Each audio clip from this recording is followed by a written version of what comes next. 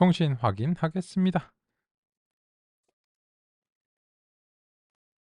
감사합니다.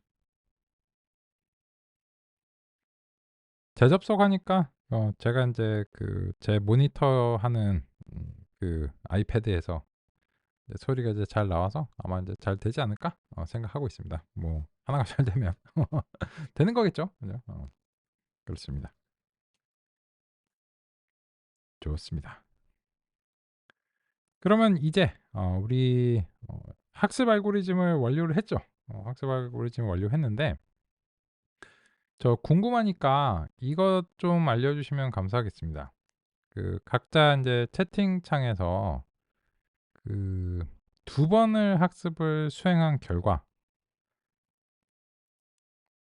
요 손실하고 실행 시간을 각각 어 알려주시면 감사하겠습니다. 뭐 이렇게 엄청 상세하게 알려주실 필요는 없고 그냥 인제 뭐 10.0 하고 뭐 32 뭐 이런 식으로 대강 여기 알려주시면 제가 인제 왜냐면 인제 이거는 저도 궁금한데 '나만 그런가? 아니면 다른 사람들은 어떤가?' 이런 것들을 좀 비교를 해 보시고 싶으실 수 있을 것 같아요.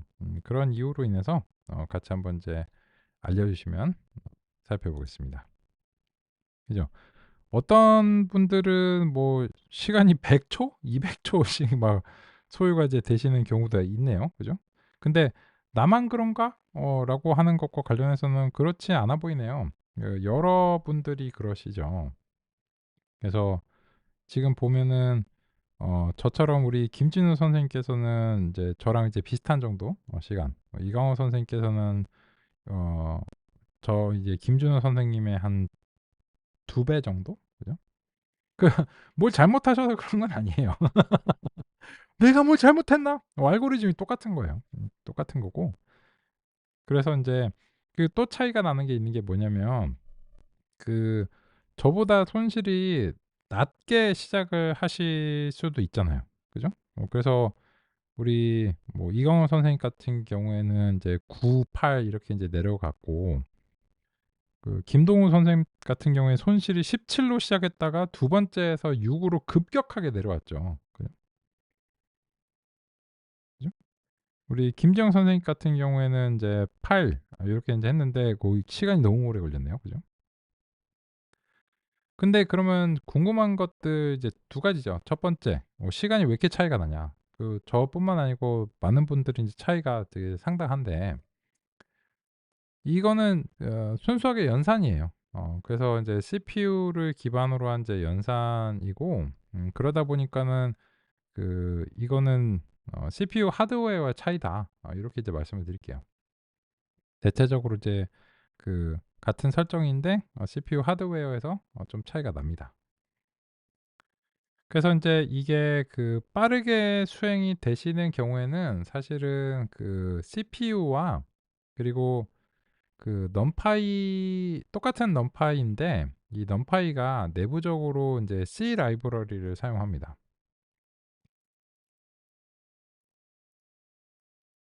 그래서 인터페이스는 파이썬인데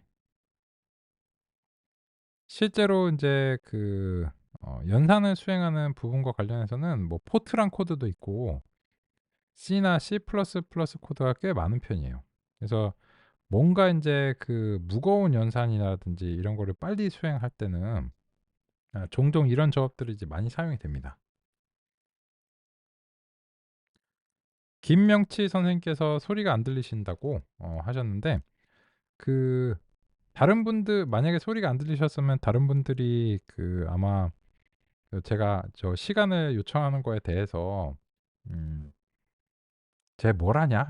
이랬을 거예요. 그죠?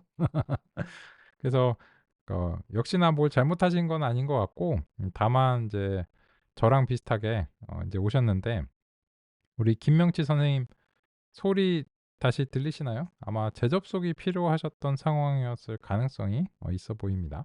그래서 재접속을 시도하신 것 같습니다. 그래서 지금 오신 것 같고요. 네. 이게 소프트웨어가 완벽하지 않다 보니까 그래도 이 정도면 고맙죠. 진짜 고맙고 처음에는 줌으로 했거든요. 줌으로 하다가 이제 줌 같은 경우에 저희가 한 1년 정도 그 멀캠에서 줌을 운영한 것 같아요. 첫 번째 코로나 해. 코로나 첫 해에. 근데 뭐 또 줌도 좋죠. 좋은데 저희가 이제 해 보니까 일 주일 진행하면 그 중간에 한두 번쯤은 이제 비정상적으로 종료가 되는 경우가 이제 종종 있었어요. 그런 경험을 이제 하고 나니까는 그다음 해에는 이제 줌이랑 계약을 안 하고 그 웹엑스 쪽으로 이제 하시는 것 같더라고요. 그래서 이제 웹엑스로 하니까는 일단은 뭐 일 주일 진행하면서 뭐 비정상적으로 종료가 돼서 막 갑자기 정 중단이 된다든지 이런 거는 없더라고요. 그래서 '아 뭐 잘 바꿨구나.' 이렇게 생각이 들었는데, 근데 아무래도 이게 막 동영상과 막 소리와 뭐 이런 것들을 막 멀티미디어를 전달을 해야 되다 보니까 뭐 하여튼 그렇습니다. 여러 가지 뭐 버그도 있고 뭐 어쩔 수 없죠. 하지만 이 정도면 대단히 훌륭하다고 생각해요. 하여튼 뭐 그건 그런 거고. 네, 그렇습니다. 그래서 요 넘파이 쪽에서 인제 요 시간 같은 경우에는 CPU도 있어요. CPU도 있는데 이게 베이직 리니어 알제브라 소프트웨어라고 이제 블라스라고 이제 부르는 게 있는데, 요게 C로 인제 되어 있는데, 이 블라스는 일종의 이제 API 표준 규격 같은 거고, 요 블라스가 다양한 방식으로 뭐 구현이 돼 있어요. 뭐 인텔의 머신러닝 뭐 키트 툴킷이라든지 MLK라든지, 뭐 오픈 플러스라든지 오픈 소스 플러스라든지, 그리고 뭐 블리스 있고, 또 인제 맥에서는 저 엑셀러레이트 프레임워크이란 게 있거든요. 지금 사실 저는 맥에서 연산은 안 하고 있어요. 요거는 제 원격 머신에 접속해서 인제 하고 있는데, 왜냐면 인제 지금 제가 방송을 하는 중이기 때문에 이 방송 자체가 뭐 GPU라든지 이런 데 영향을 줘요. 그래서 제가 "야 너 맥 빨아서 앱 등이라서 이 맥을 이제 고집하는구나." 이렇게 생각하실 수 있는데, 뭐 영 아닌 건 아니에요. 애플워치 차고 아이폰 쓰고 뭐 앱 등이는 맞는데, 근데 인제 주요하게는 사실 이제 워크스테이션이 있으면 그냥 그걸로 하면 편하잖아요. 여러 이제 컴퓨터를 동원하지 말고. 근데 인제 뭐 딥러닝 같은 거 GPU 가속을 한다든지 아니면 이런 연산을 한다든지 하면은 이제 방송을 하고 있는 과정이라서 거기에 영향을 많이 받습니다.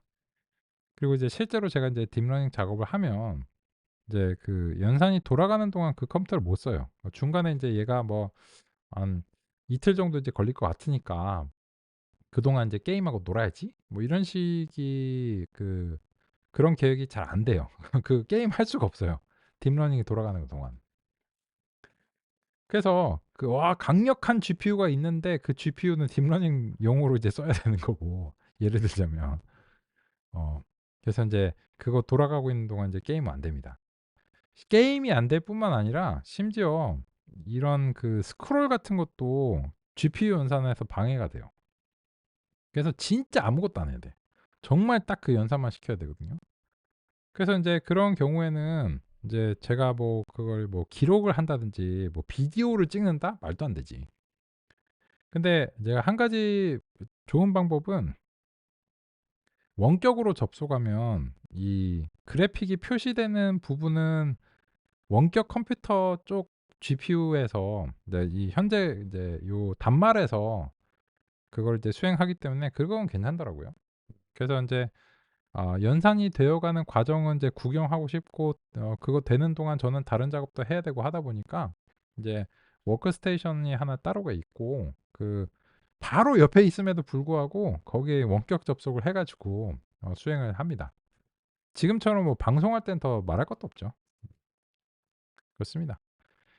그런 이유로 인해서 이제 따로 인제 하고 있고요. 하여튼 뭐 그거야 뭐 그거 알겠고 뭐 네 사정이지. 맞아요. 근데 이제 왜 그런 말씀을 드리냐면, 이게 요 시간과 관련해서 말씀드릴 때, 이게 제가 원격에서 하고 있는데 이 원격은 그냥 X86 아키텍처예요. X86 인제 기반의 인제 CPU고, 근데 이거를 맥에서 돌리면 사실 이 시간이 17초까지 줄어들더라고요. 네, 맥의 그 엑셀러레이트라고 하는 프레임워크를 이제 사용해 가지고 하다 보니까. 그래서 CPU는 맥이 꽤 쓸만합니다. 그 애플 실리콘 말이에요. 인텔 말고요. 그래서 이 17초 요거는 X86에서 조금 어렵더라고요. 제가 뭐 다른 걸 많이 해 봤는데 쉽지 않더라고요. 그래서 현재로서는 이제 한 30초 대까지 한번 이제 줄여 봤습니다. 그렇고 그런 측면에서 우리 선생님 김진우 선생님께서 시간이 35, 36이 나왔다는 거가 제가 사실 '오잉?' 이랬어요 속으로. 뭐 이게 특별하게 그 넘파이의 블라스 라이브러리를 지정하지 않으면 저런 시간이 잘 안 나오거든요. 그래서 아마 그 선생님께서 그 블라스 소프트웨어를 따로 이제 설정하셨나 이제 궁금하고, 왜냐면 저 같은 경우에 이제 설정했으니까. 그리고 인제 그게 뭐 AMD와 인제 인텔 뭐 이런 그 CPU와 이제 조합을 맞추셔야 되는데 뭐 그런 걸 이미 인제 하셨나 싶어요. 그래서 아무것도 안 하셨다고요? 그냥 "네가 주는 대로 했는데." 그러면은 어 CPU가 이제 제가 드린 설정에 대해서 아마도 인제 굉장히 좋은 CPU가 아닌가? 뭐 그런 생각이 듭니다. 그 어 혹시 CPU 뭐 쓰시나요? 궁금해서요. 참고하겠습니다. 저거 써야지 내 워크스테이션에서도. 음. 아마 그 100초 이상 나오신 분들은 제 생각에는 그 노트북 같은 걸로 인제 하시지 않았나 인제 싶어요. 그죠? 음.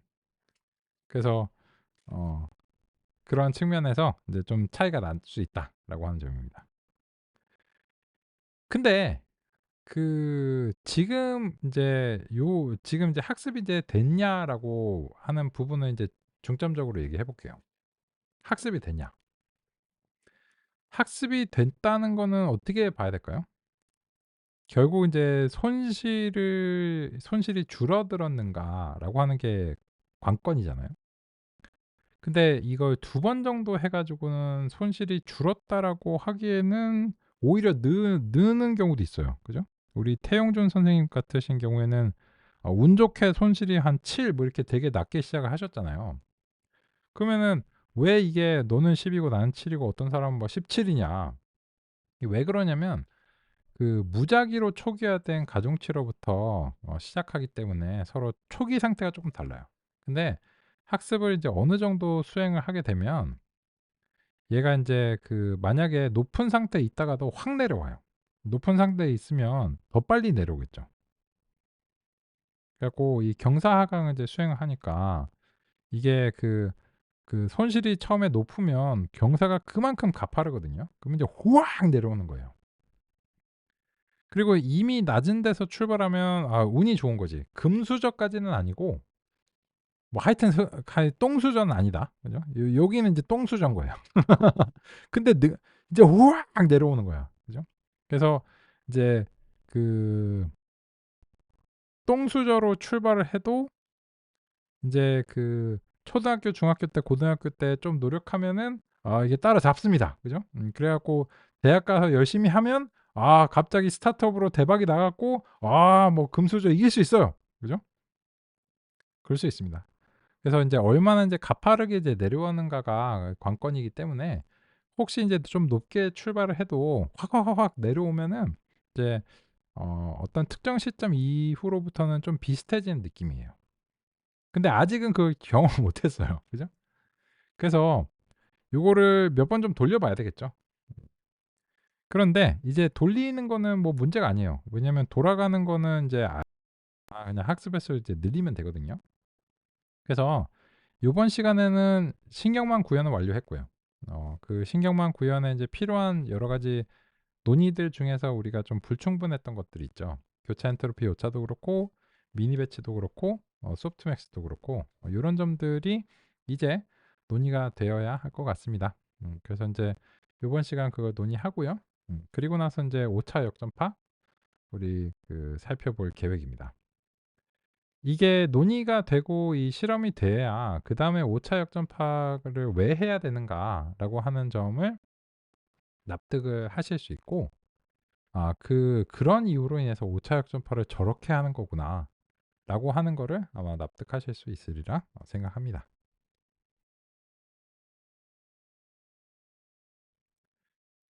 그러면 그 이론을 들으시기 전에 좀 궁금하잖아요.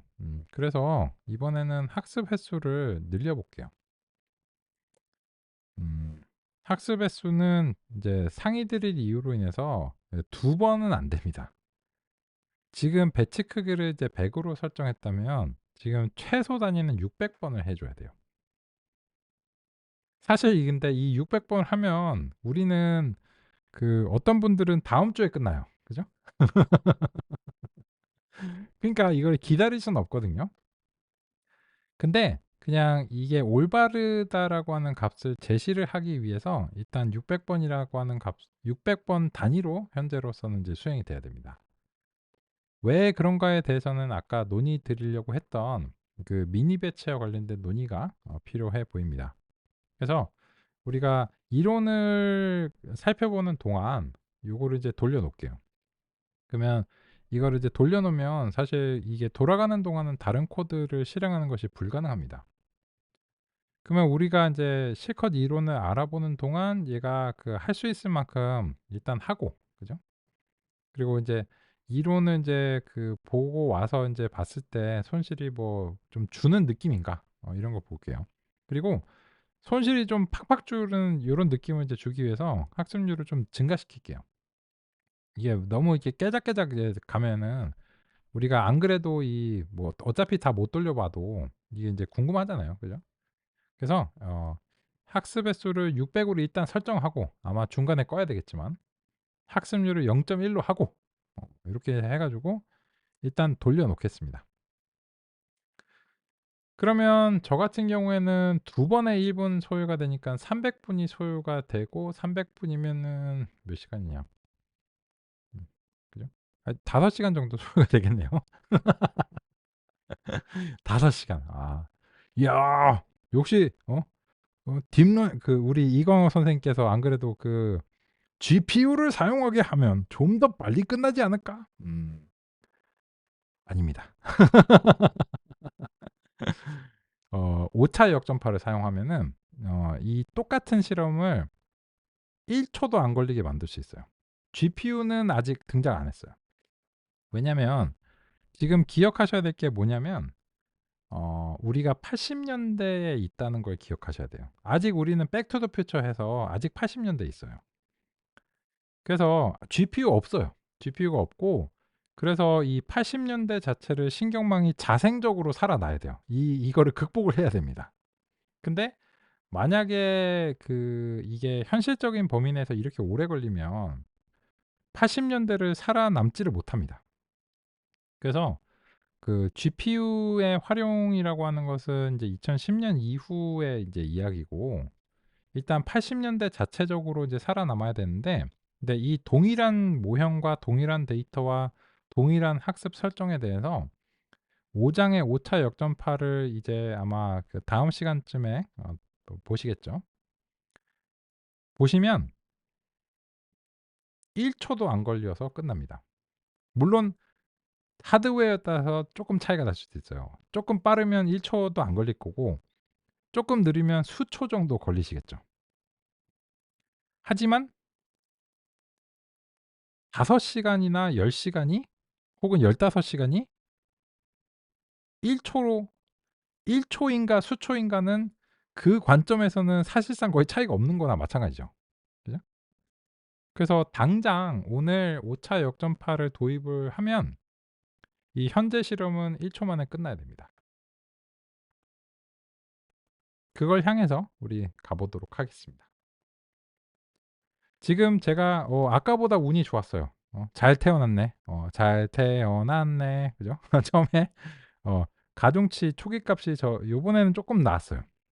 근데 학습률을 좀 세게 주니까 갱신을 이제 좀 강하게 인제 하는 것 같은데 "오 좋아. 내려가." 하는데 약간 튀기도 해요. 그죠? 이게 이제 배치를 좀 작게 잡다 보면 그럴 수 있어요.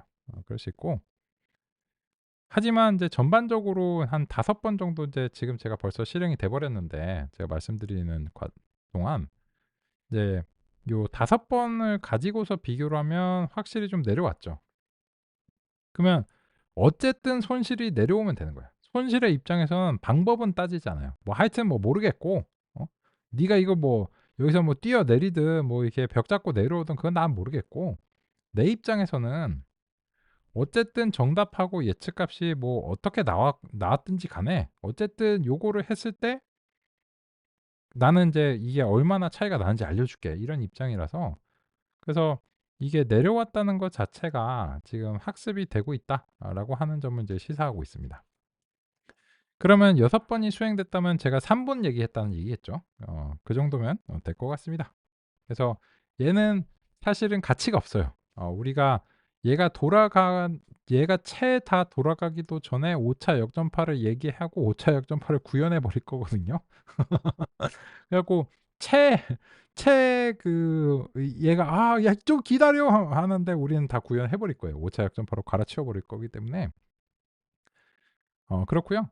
그리고 인제 우리 시간 계획으로 이제 보면은 5차 역전파 아마 요번 시간에는 이제 나머지 내용들 말씀드려야 될 것 같고요. 그죠? 다음 시간에 이제 5차 역전파 인제 논의해야 되겠죠. 그럼 이제 2 시간 남는데 제가 텐서플로우 1 시간 필요하다고 했는데 혹시 마지막 시간에 텐서플로우 도입 못 해도 전체 진도에는 저는 전혀 걱정 없다고 생각합니다. 5차 역전파만 다 해내면 우리는 대체적으로 '괜찮다.'라고 생각되고요. 텐서플로우는 뭐 사실 내일 첫 번째 시간에 도입해도 사실 '큰 상관없다.'라고 인제 생각이 듭니다. K. 그러면 인제 얘는 인제 내버려 두고 그동안 우리는 나머지 이론들 좀 공략 좀 해 보겠습니다. "열심히 해라. 우리도 열심히 할게." 그러면 인제 첫 번째로는 아까 인제 거꾸로 좀 공략을 해 보죠. 쉬운 거부터. 미니 배치부터 좀 공략을 해 보도록 하겠습니다. 이게 저는 이제 원격에서 돌리기 때문에 제 컴퓨터가 뜨끈해지진 않았어요. 근데 아마 지금 돌리시는 분들은 이제 요 방송을 듣는 컴퓨터와 인제 같은 컴퓨터로 이제 작업을 하고 계시다면 아마 이렇게 "오 뜨끈뜨끈한데?" 막 이렇게 막 우 막 팬이 막 돌고 막 '이륙하려나?' 막 이런 느낌이실 겁니다. 그러면 이제 미니 배치에 대해서 상의 드리겠습니다. 아까 제가 설정 확인했는데 제가 이제 틀면서 확인드릴게요. 여기 보시면 이제 제가 인제 틀 거예요. 전체 표본은 배치라고도 합니다. 배치는 우리말로 묶음이나 다발 정도로 번역할 수 있습니다. 들리시나요? 엄지척?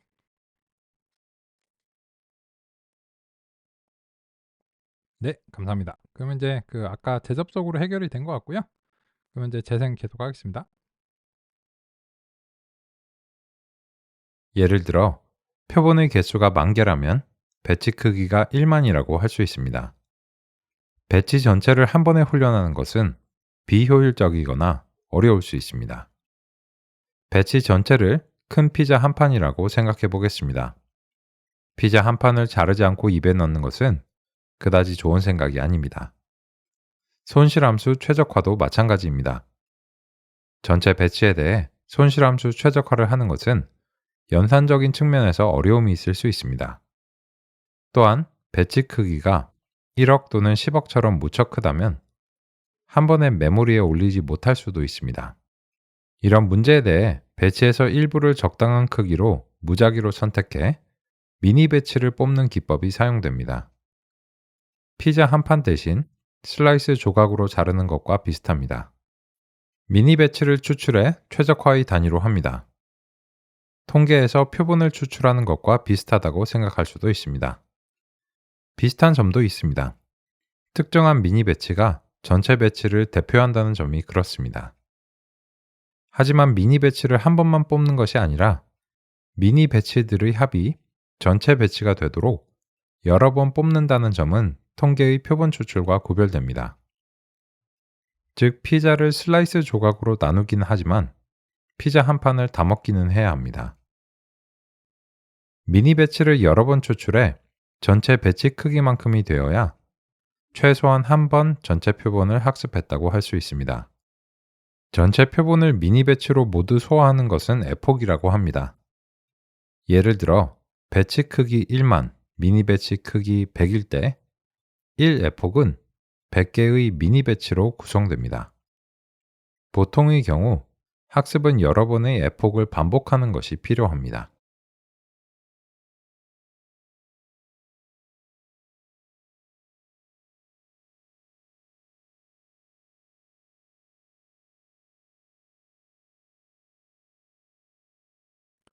요 얘기해 볼까요?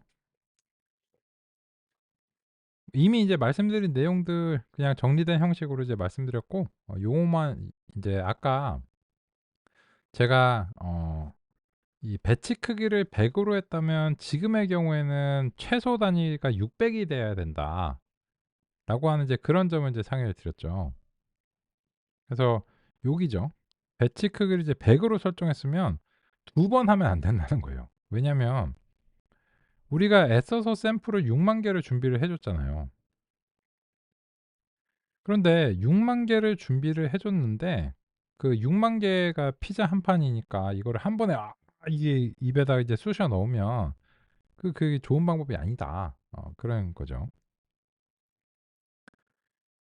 그래서 인제 배치 크기를 100 으로 이제 설정을 했는데, 그러면 이게 그 피자 한 판이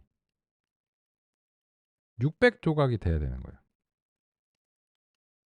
그리고 지금 배고프니까, 그리고 또 우리가 애써서 준비한 데이터를 그냥 지 맘대로 그냥 덜 학습하면 안 되거든요. 한 판을 다 먹어야 됩니다. 그래서 배치 크기를 지금처럼 100 으로 설정했고 현재 S가 6만 이라면 한 판이 600 조각이에요. 따라서 그 최소한 한 판 단위로 수행해야 되기 때문에 요 1이 이제 몇 판인가라고 하는 건데, 요 한 판이라고 하는 것은 그 이제 정하기 나름인데 많은 경우에 에폭이라고 하는 용어로 서술을 하고 있습니다. 그 뭐 영어 쪽에서 뭐 그렇게 말한다니까 뭐 그냥 그런갑다 하겠죠. 하죠. 우리 입장에서는 그냥 한 판인 거죠. 그래서 인제 이거는 인제 몇 판을 해야 되느냐라고 하는 건데, 일단은 우리가 주어진 데이터에 대해서 무조건 한 판 단위로는 돌아야 되겠죠. 피자를 주문했는데 요 "피자 4분의 3판 부탁드릴게요." 하면은 그냥 끊겠죠. 그죠?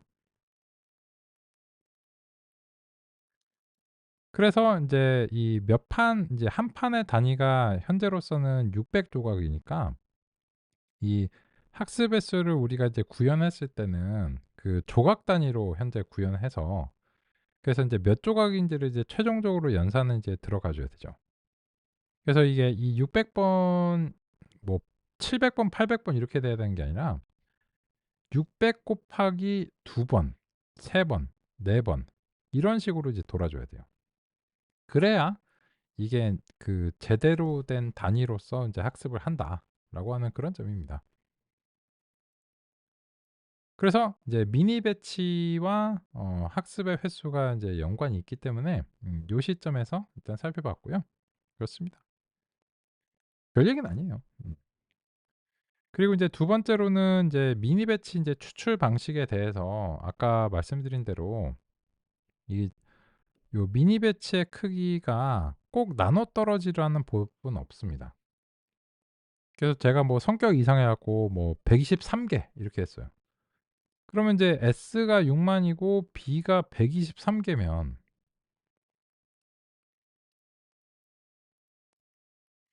요게 그 안 나눠 떨어지잖아요. 그 꼬다리가 여기 남는 거예요, 꼬다리. 그러면 이 꼬다리를 그러면 버릴까? 뭐 정수 나누기를 하면 이제 버림이 되겠죠. 그렇게 하는 경우도 있어요. 잘못됐다는 게 아니고 그렇게 하는 경우도 있는데, 이왕 준 거 버리면 아깝잖아요. 그래서 아까 이제 논의 드린 대로 여러 가지 방식이 있는데, 이 같은 크기를 일정하게 유지하도록 하려면 아까처럼 이제 약간의 중복을 이제 허용할 가능성이 있는, 꼭 그렇다는 건 아니지만 대체로 그런 확률이 없지는 않겠죠. 보건 추출이다 보니까. 하지만 이제 표본의 크기가 커진다면 전체에서는 극히 미미할 거예요. 그런 거 자체가. 그런 이유로 인해서 여러 가지 방법이 있는데 그냥 편의를 위해서 지금은 이 구현의 편의와 논의의 편의를 위해서 그냥 보고 추출하는 방식으로 했는데 유일한 방식은 아니다. 그래서 뭐 API들에 따라서 뭐 스타일을 뭐 지정하는 경우도 있고 뭐 그렇습니다.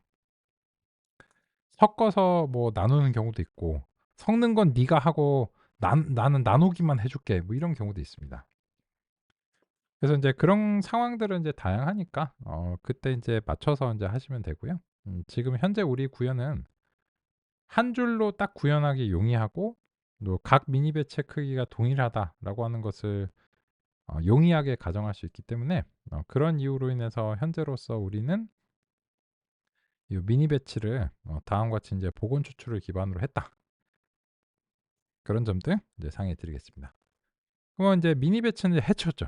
해쳤는데 여기서 인제 그 우리가 논의를 해야 될 게 뭐냐면 이거죠. 모형을 이제 구성할 때 교차 엔트로피 오차랑 요 소프트맥스 요런 것들에 대한 논의가 필요합니다. 그래서 그 이제 요 점이 논의가 안 됐기 때문에 해당 부분을 우리 살펴보는 시간으로 갖겠습니다.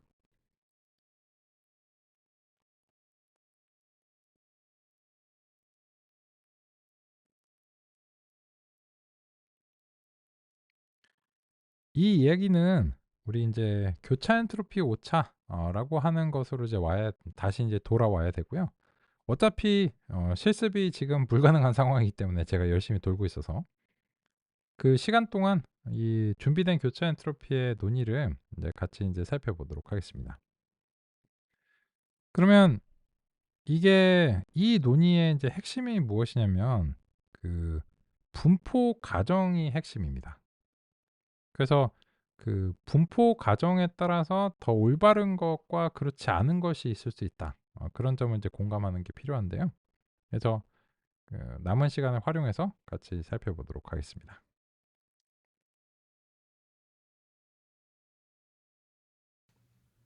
평균 제곱 오차는 데이터가 정규 분포를 따르는 경우를 가정합니다.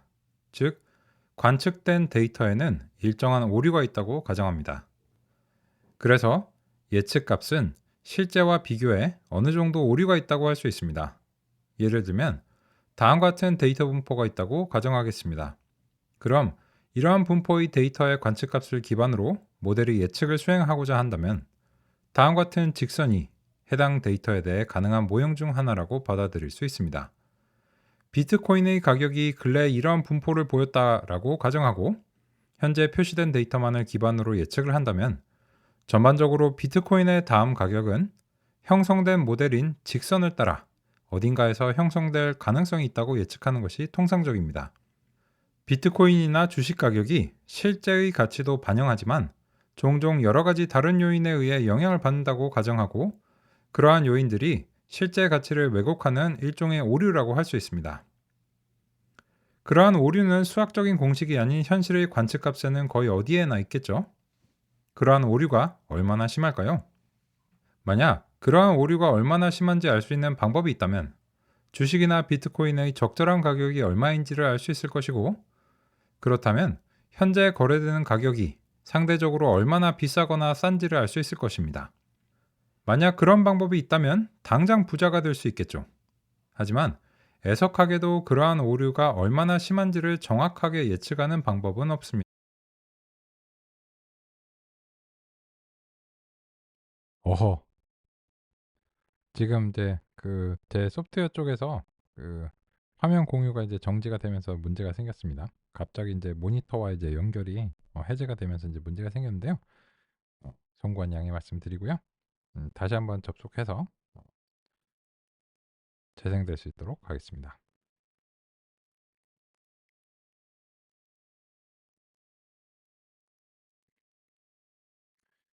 요거는 그 웹엑스의 버그인가 싶어요.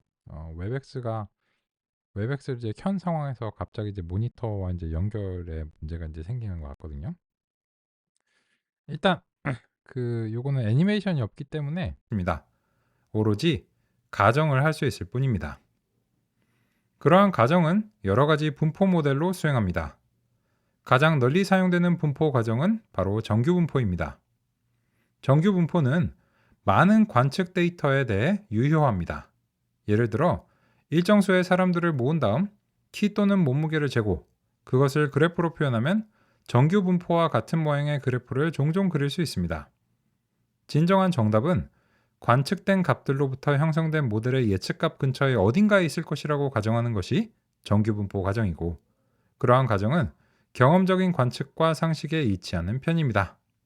손실을 구할 때는 먼저 분포 가정으로부터 시작합니다. 회귀의 경우에는 모델의 예측값은 진정한 정답에 대해 정규 분포의 오차를 가정합니다. 그러한 가정은 상식적이라고 생각합니다. 이러한 가정을 따라 최대 우도 추정을 하면 평균 제곱 오차의 손실함수로 결론이 납니다. 그래서 평균 제곱 오차가 회계의 손실함수로 사용될 수 있는 것입니다. 즉, 손실함수는 정답과 예측값의 차이를 측정하는 방식인데, 차이를 구하는 방법은 무한히 많은 방법이 있습니다. 그런데도 그 중에서도 특정한 형태의 함수 집합이 손실함수가 될 수 있는 이유는 분포 가정에 부합해야 하기 때문입니다. 네. 일단 그 중간에 끊겨 가지고 조금 그 어수선했는데요. 음 일단 다시 이제 잘 들리셨으신 것 같아요. 거기에 대해서 이제 의견 주시지 않았기 때문에 아마도 이제 그런가 싶습니다. 그러면 이 내용을 이제 정리해서 말씀드리면 이런 거죠. 그 모형에 대해서 우리가 다음 같은 표기를 아까 이제 성립을 했는데, 이런 논의를 염두에 두고서 또 먼저 이제 성립을 해 놨습니다. 다 계획이 있었습니다. 그랬는데 여기에 대해서 이 모형에 대해서 할 수 있는 게 요게 우리가 최대라고 말씀을 드렸죠. 할 수 있는 일 요건 이거고요. 그러면 여기에 대해서 미래 시점의 데이터에 대해서 예측하면 요걸 따라서 이렇게 예측을 해 나가겠죠. 그 훈련 시점에서 형성된 매개 변수를 기반으로 해서요.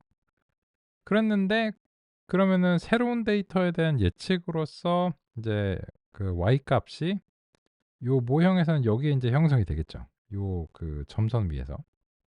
근데 만약에 인제 요렇게 예측을 했는데 정말로 현실이 고거 딱 맞았어요. 와 감동이지. 내일의 주식 가격을 예측했는데 여기 딱 맞췄어. 와 대단하다. 또 뭐 온도라든지 이런 걸 예측했는데 여기 딱 맞췄어요. 대단하죠. 근데 쪼끔 엇나갔어요. 예를 들어서 인제 예측을 1.0 으로 했는데 뭐 1.01 로 했어요. 이 정도면 훌륭하지. 그건 이제 물론 응용에 따라서 이제 다르겠죠. 근데 그러면 어느 정도는 이게 오차가 분명히 있을 거란 말이에요. 그죠? 그 만약에 이제 내일의 주식 가격을 뭐 얼마로 이제 예측을 했는데 그 오차가 완벽하지는 않지만 거의 없었어요. 그러면 이 모형이 새로운 데이터에 대해서도 뭔가 유용하다는 느낌을 주는 거잖아요. 근본적으로는 알 수 없지만.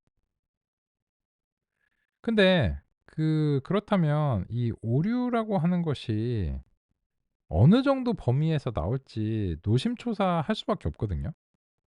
그러니까 이런 거죠. 예, 모형이 인제 요렇게 나왔고 그러면은 우리가 막 그 뭐 오차 뭐 플러스 마이너스 뭐 5% 뭐 어쩌고저쩌고 뭐 이런 얘기 하잖아요. 그러니까 완벽하지 않다는 거죠, 항상 모형이라는 게.